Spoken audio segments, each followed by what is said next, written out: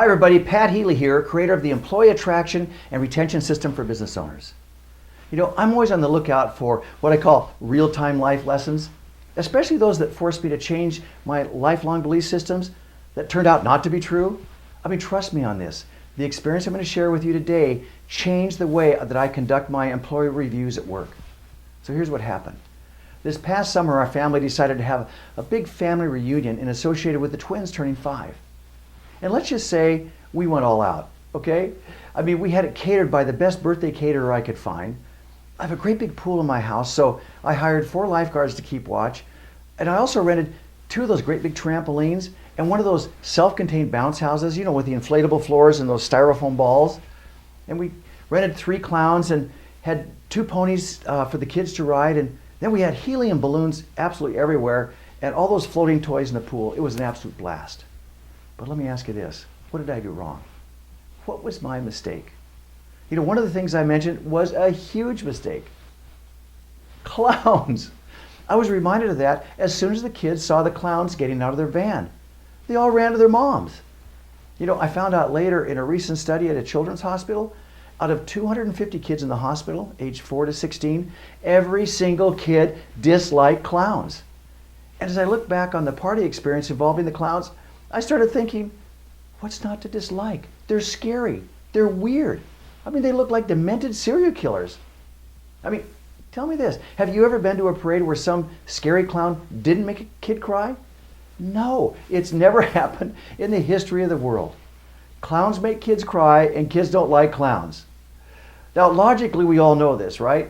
I mean, we were kids once and we didn't like clowns, but there we are at the 4th of July parade, shoving our kids toward the clowns. It's hilarious, isn't it? Now, if I had really looked at what I was doing, I would have realized it doesn't make any sense. It's just that that's the way it's always been. You got a parade or a kid's party, you need clowns. Well, I learned the hard way. That is absolutely not true. Now, then for the fun of it, I started to think about the clowns we metaphorically shove in the faces of our employees at least once a year. That's the dreaded annual review. So the 4 strategies that I'll offer, turn that dreaded annual review upside down and turn it into an experience both your managers and employees will look forward to. I really mean this. I mean, once we remove the clowns, the magic happens. So here's strategy number 1. Instead of making the annual review an encounter everybody dreads, turn it into an actual event that your employees look forward to participating in. I mean, change the paradigm. Let the employee complete the review on themselves. Your participation will be limited to listening and being an excellent coach. Key word here, excellent coach. Strategy number 2.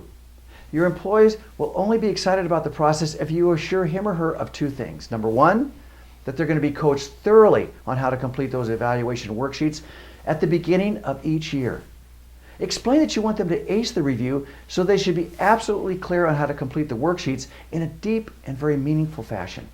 And number 2, instruct them on how to create a sunshine file on themselves.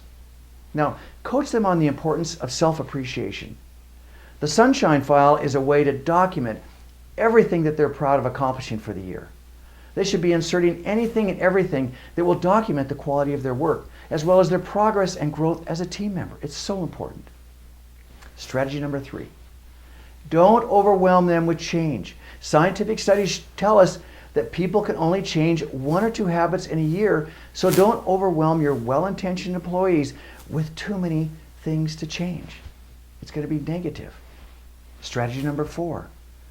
Remember, the power of positive appreciation is in play here. Make sure you have something special for them that will show that you really have genuine appreciation for their sharing their very deepest thoughts, and that be so open to the positive coaching. Maybe it's a gift certificate for dinner with their spouse or special someone to their favorite restaurant.